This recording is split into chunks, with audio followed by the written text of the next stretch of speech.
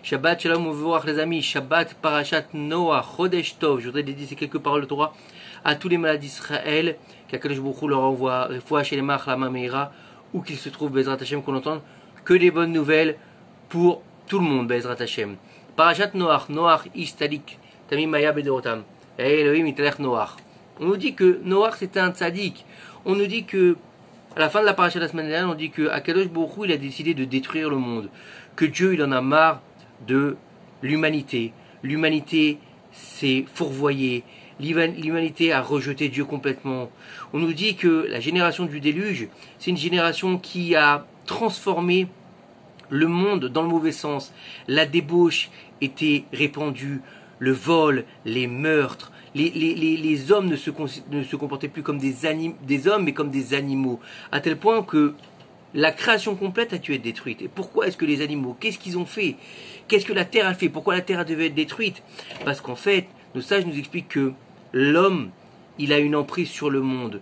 Plus il va mal se comporter, et plus l'endroit où il va mal se comporter va être chargé de négativité. Comme si vous allez chez quelqu'un qui est très nerveux, très violent, très dur, vous rentrez dans sa maison, vous allez avoir un coup de rasera, vous allez sentir les mauvaises ondes. Vous allez chez quelqu'un qui est tranquille, qui est sympathique, qui est rigolo, vous allez sentir les bonnes ondes dans sa maison. C'est pareil pour le monde entier. Lorsque la génération du déluge a commencé à faire n'importe quoi, surtout de se permettre d'être débauché dans tous les sens, ils ont même débauché les animaux, c'est-à-dire que les espèces entre elles allaient avec d'autres espèces, c'est-à-dire qu'un chien il allait avec un renard, une poule elle allait avec un loup, c'était devenu n'importe quoi. Les hommes allaient avec les animaux, les femmes avec les femmes, les hommes avec les hommes, avec les enfants. C'était vraiment la débauche par excellence. C'est un petit peu quand même ce qu'on retrouve aujourd'hui avec les nouvelles mœurs de papa, de maman, d'accepter le mariage pour tous. En Allemagne il y a quelques années, il y a un type qui a voulu épouser son chien. Donc on voit que on est dans la génération du déluge. C'est un éternel recommencement. Le Rav Yoran Zichron Livracha, qui est ici derrière moi en photo, il disait que les âmes de notre génération sont les âmes de la génération du déluge. C'est pour ça qu'il y a quelques années, il y a 20 ans de ça, deux personnes qui étaient par exemple homosexuelles, quand elles voulaient s'afficher dans la rue, non, elles frôlaient les murs, elles se cachaient, c'était pas normal. On avait certaines valeurs de la famille, un papa, une maman et des enfants. Aujourd'hui, on s'affiche au grand jour, on n'a pas honte, on fait des chars gays, la gay pride, et on y va, et on se monte, et on fait de la débauche dehors devant tout le monde, et on n'a pas honte. Et c'est devenu la normalité aujourd'hui d'être débauché, d'être complètement déviant, d'être complètement à côté de sa plaque, alors que la Torah nous dit, c'est une toréva, c'est une abomination aux yeux d'Akadosh Baruch Hu. Et c'est pour ça que Dieu il a dû détruire les hommes et les animaux. Et alors pourquoi il a dû détruire la terre? Nos sages nous disent que, pourquoi est-ce que Noach il s'appelle Tzadik? Parce qu'en fait, les seuls qu'on appelle Tzadik dans la Torah, c'est ceux qui sont Shomer Brit Mila, c'est ceux qui gardent leur Brit Mila, qui ne font pas Zera Levatala, qui ne font pas donc de semences en vain, qui ne s'amusent pas à se débaucher avec leur sexe, que ce soit avec des femmes mariées, des femmes non mariées. Non, ils se gardent qu'avec leur femme ou qu'avec leur mari. Et en fait, à l'époque du déluge, nos sages nous disent que le monde était recouvert de semences, parce que les gens jetaient leurs semences n'importe où. Donc elle avait imprégné la terre, c'est pour ça que la terre était devenue mauvaise. Et c'est pour ça qu'il a fallu détruire aussi la terre sur une profondeur de 40 cm. Et c'est pour ça que la terre a dû être recouverte par les eaux. Pourquoi par les eaux? Parce que les eaux représentent le mikvé. Et le mikvé, il purifie complètement. Et en fait, en recouvrant la terre complètement d'eau, et en ayant fait sortir les eaux d'en bas et les eaux d'en haut, là on a une purification complète qui fait que le monde a la possibilité de renaître, en fait exactement comme un embryon dans le ventre de sa mère qui est recouvert d'eau, puisque vous savez bien que jusqu'à 40 jours on ne connaît pas le sexe de l'enfant, et à partir de 40 jours chez les juifs on considère que c'est un enfant. Pourquoi? Parce que c'est le renouveau, c'est le renouvellement, c'est la création, c'est le chiffre 40. Et nos sages nous expliquent qu'à la base, le déluge ne devait pas être un déluge, il devait être en fait le don de la Torah. La pluie et la maïm et la Torah, la Torah est comparée à de l'eau. Donc en fait, toute l'histoire du déluge, elle se trouve autour de l'eau. Parce qu'en fait, ça devait être le moment de délivrer la Torah qui était cachée chez Akadosh Baruch Hu au monde. Mais les hommes n'ont pas été capables, ils n'en ont pas voulu, ils l'ont rejeté. Et donc cette pluie, vous pouvez voir dans les écrits, il y a marqué que au début c'était une pluie, c'était pas un déluge. Et étant donné qu'ils ont rejeté l'offre d'Akadosh Baruch Hu de recevoir la Torah, et que le monde a été créé pour recevoir la Torah, le monde a dû être détruit. Et maintenant, on a quelque chose de très difficile. Si on regarde cette paracha, on a d'un côté le Maboul qui vient détruire le monde. Après la reconstruction du monde, à peine qu'il sort de l'arche, Noach, il plante une vigne au lieu de planter du blé. Il passe de tzaddik, parce qu'il avait gardé sa Brit Mila pendant que tout le monde était complètement corrompu. Lui, il avait gardé sa Brit Mila. C'était un homme intègre dans ses voies. Noach, il est rentré à 600 ans dans l'arche. Pourquoi est-ce qu'il est rentré dans l'arche à 600 ans? Parce qu'en fait, l'arche, on se dit Teva, et si on fait Teva et qu'elle a la Teva, donc c'est la nature aussi. Donc le 6, il est rentré dans le Teva, et le Teva, on sait qu'en Gematria de Hashbak, c'est aussi le Sheva. Donc le 6 est rentré dans le 7. Donc il est rentré dans le Shabbat, il est rentré dans la protection divine Noach. Et donc Noach, il avait 3 enfants, il est rentré avec eux dans l'arche, et donc lui avec sa femme Naama, avec ses 3 enfants qui étaient mariés, donc avec ses 3 brus. Et une fois qu'il est sorti, il a vu le désastre. Et au lieu de replanter du blé pour pouvoir manger, il a planté de la vigne. Avec la miséricorde que Dieu avait développée dans le monde, la vigne a poussé tout de suite. Elle est devenue, comment dire, elle a été mûre tout de suite. Noach a pu la presser, en faire du vin tout de suite. Il a bu, il s'est enivré. Il s'est retrouvé nu, allongé dans la terre. Son fils Ram est venu. Et il s'est dit, allô, on est 3 à se partager le monde. On va pas avoir encore à partager encore plus le monde. Il a castré son père. Donc son père s'est réveillé quand il a été recouvert par Shem et Yafet, qui eux, quand Ram est venu leur dire qu'il avait castré leur père, et en se moquant de lui, ils sont venus, ils l'ont recouvert. De là, quand Noach va se réveiller, il va apprendre ce qui s'est passé, il va bénir Shem en lui donnant le tzitzit pour le recouvrir, puisqu'il l'a recouvert avec la couverture. Yafet, qui est venu l'aider, il lui donnera la beauté et la grandeur, qui deviendra donc la graisse, la beauté de la graisse, le culte du corps. C'est Yafet qui aura ça, Yafet de Yafet, beau. Et Ham, il sera maudit. Ham et Kenaan, il sera maudit, viendront les esclaves de leurs frères. Et après, dans la paracha, on voit que le monde se repeuple. Et là, on a une autre catastrophe qui arrive, la tour de Babel. Pourquoi est-ce que les hommes, ils ont voulu faire la tour de Babel? Ils étaient tous au courant de ce qui s'était passé. Et au lieu de se tenir tranquille et de dire, bah, Kadesh Baruch Hu, il a détruit le monde une première fois, on va être tranquille. Non, Nimrod, celui qui m'aurait, celui qui est contre, qui est rebelle, le rebelle contre Kadesh Baruch Hu, il a dit, on va se battre contre Kadesh Baruch Hu. Ils ont créé une tour, où ça, à Babel, et Babel et Maboul, ça vient de la même racine. Le Bilboul, on est complètement inversé, on ne sait plus exactement ce qui se passe. C'est ce qu'il a fait à Kadesh Baruch Hu dans la tour de Babel. Qu'est-ce qu'il a fait? Il a changé les langues. Plus personne ne se comprenait. Alors que jusque-là, ils parlaient tous l'hébreu. Plus personne ne se comprenait. Donc il a mis un bilboul. Il a mis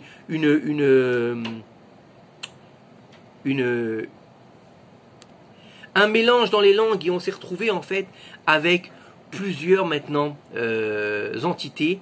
Et il a donné au monde 70 anges pour les 70 nations.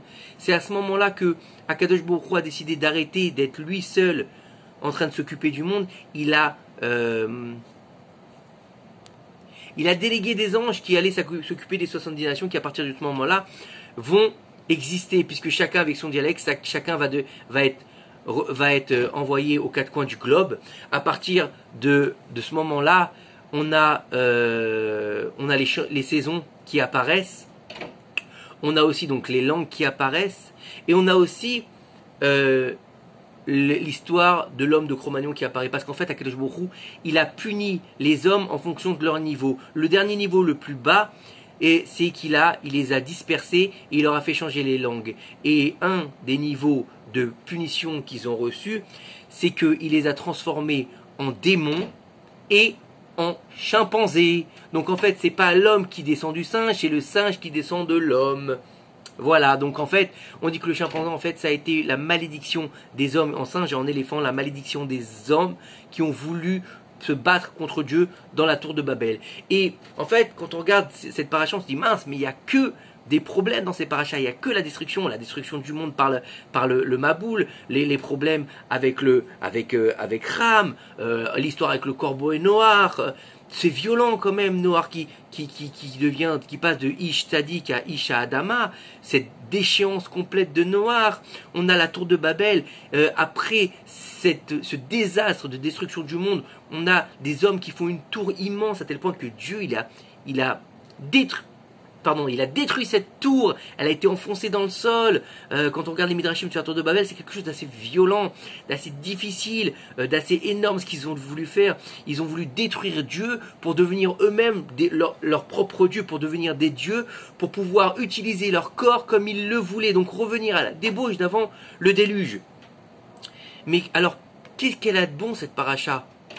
Qu'est-ce qu'elle a comme message important, mis à part le message de nous faire comprendre que quoi que tu fasses, où que tu ailles, Dieu est toujours là, et c'est lui qui décide, c'est lui qui a la création dans ses mains, donc vaut mieux que tu te comportes bien, parce que c'est lui qui déclenche les tsunamis, c'est lui qui déclenche c'est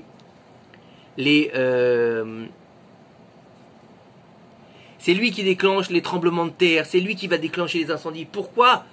Pas parce qu'il a envie, parce que toi, tu vas faire en sorte, avec tes avérotes, qu'il va être obligé d'envoyer une catastrophe naturelle pour remettre les choses à leur place, en fait. Il remet les choses à leur place, Dieu. Il n'y a pas de mauvais chez Dieu. Il remet seulement les choses à leur place. Et qu'est-ce qu'elle a de bon, alors, cette paracha? Vous allez me dire, Noach, il est tombé, Ram, il est tombé, Nimrod et ses contemporains, et ils sont tombés avec le Maboul, ils sont tombés avec la tour de Babel.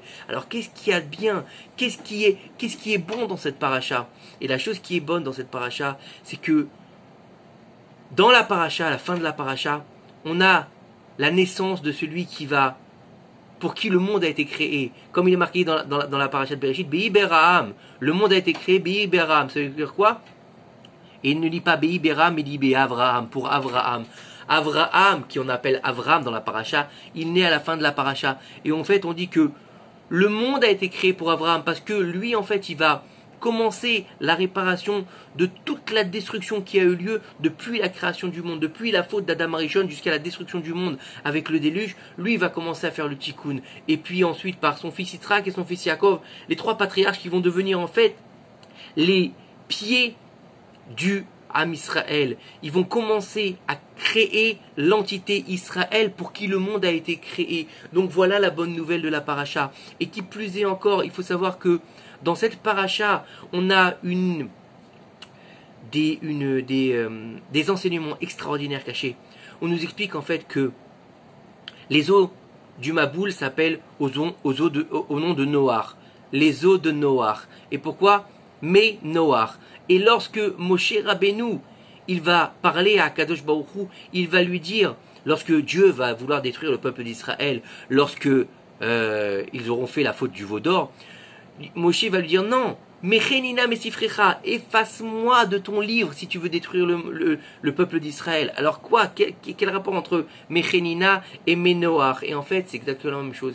Il faut savoir que en fait, Noach, le problème qu'il a eu, c'est que quand Dieu lui a dit je vais te sauver toi et ta famille, Noach il a dit ok c'est cool, je suis sauvé, je vais rentrer dans l'arche, moi je suis VIP, je vais pouvoir ressortir après le déluge, et mes enfants ils vont avoir d'autres enfants, des descendances, et en fait je deviendrai l'aïeul du monde en fait, puisque tout le monde sera mort. Et Moshe Rabbeinu, lorsque Dieu lui dit, et donc Noach n'a pas prié pour sa génération, alors que Moshe Rabbeinu, lorsque Dieu lui dit, écoute, je vais effacer tout le Ham Israël, et de toi je vais faire un nouveau peuple juif, un nouvel Israël, le Réchit, la tête ça va être toi. Il lui dit, Moshe Rabbeinu, ça va pas, jamais de la vie, efface-moi de ton livre. Il lui dit quoi? Mais je préfère mourir en fait. Je préfère mourir que de prendre la place du Ham Israël. Déjà, il lui dit, Moshe Rabbeinu, une table à 3 pieds. D'accord? Elle a été bancale, alors une table à un seul pied, qu'est-ce que tu veux qu'elle tienne? Il parlait d'Abraham, Yitzhak et Yaakov. Et en fait, ce qu'il faut comprendre là, c'est que Moshe Rabbeinu, c'est la réincarnation de Noach, et la faute de Noach qui n'a pas prié pour sa génération sera réparée par Moshe Rabbeinu qui priera pour sa génération. Mais, Chenina Mesifra, mais Noach, des eaux de Noach. Il lui dit en fait à Kadosh Baruch Hu, je fais la réparation de Noach. Lui n'a pas prié pour sa génération, moi je vais prier pour ma génération. Et si on regarde bien l'histoire de Noach, elle est entourée de quoi? D'arches et d'eau. Teva. Noach il rentre dans la Teva, Moshe sera mis dans la Teva. La Teva sera sur les eaux, Moshe sera mis sur le fleuve, sur le Nil, sur les eaux. Noach devra rester 1 an dans la Teva avec les eaux qui coulent, avec la pluie pendant 40 jours, plus les eaux qui couleront avant de pouvoir revenir sur terre. Moshe Rabbeinu, sa mère adoptive, Bithia, le retira des eaux. Et pendant 1 an, il va être puni, Noach, en ayant le devoir de s'occuper de tous les animaux. Il va quasiment pas dormir dans la Teva parce qu'il n'a pas voulu s'occuper des hommes, il s'occupera des animaux. D'accord? Et ben Moshe, en s'occupant des hommes, il tombera dans les eaux. Parce que les eaux, quand il a tapé sur le rocher, il ne pourra pas rentrer en Israël. Donc on voit que l'histoire de Moshe et l'histoire de Noach, elle est très proche. Et comme je vous expliquais tout à l'heure, c'est que le déluge devait être en fait là, le moment du Matan Torah. Et en fait, c'est quoi? Et qu'est-ce qui a donné la Torah? Qu'est-ce qui a été le transmetteur humain de la Torah? C'est Moshe Rabbeinu. Donc en fait, l'essence même de Moshe Rabbeinu se cachait déjà dans la paracha de Noach. Donc en fait, si on regarde bien tout ça, c'est que dans les secrets de la Torah, quand on a réussi à comprendre que tout n'est qu'un éternel recommencement, qu'on est dans le renouveau, qu'on peut renaître de ses cendres, comme le phénix, justement, c'est le chol qu'on appelle en hébreu, celui-là qui t'explique que rien n'est arrêté, rien n'est fini, rien n'est acheté. Ça veut dire quoi? Ça veut dire que Dieu, il a détruit sa propre création, mais elle a été renouvelée. Noach, il est tombé, mais Shem, il a renouvelé, il a continué, il a monté un Beth Midrash. Abraham, il viendra, puisqu'il descend de Shem, il viendra commencer la création du Ham Israël, pour arriver à Moshe Rabbeinu qui libérera le peuple d'Égypte et qui fera la première Géoula, pour arriver jusqu'à aujourd'hui où on est perdu dans ce déluge d'informations, dans ce déluge de dits, de non-dits, dans ce déluge qui nous aveugle et qui nous tape sur la tête, pour nous dire que même aujourd'hui, dans le déluge dans lequel on vit, dans cette débauche qui s'étale à tous les niveaux, Akadosh Baruch Hu, il va faire renaître le monde de ses cendres. Il va arrêter à un moment donné la création. Et vous l'avez bien vu avec le Corona, il a stoppé quelque chose. Et il s'est passé aujourd'hui on est dans la deuxième étape, l'étape du renouveau, de la remise à jour du monde. Et c'est ce qui va se passer. Et cette remise à jour du monde va amener la Géoula, Bimera Biemnu, avec le Mashiach qui sera lui aussi le Moshe Rabbeinu, puisque l'âme du Mashiach, c'est l'âme de Moshe Rabbeinu. Que Dieu vous bénisse, que Dieu vous protège. Si vous avez aimé, n'hésitez pas à partager, n'hésitez pas à laisser des commentaires pour que ce soit mieux encore la semaine prochaine. Et n'hésitez pas à vous rapprocher de la Kadosh Baruch Hu, parce que c'est la seule et unique vérité qui existe dans le monde. Shabbat Shalom U'Vorach.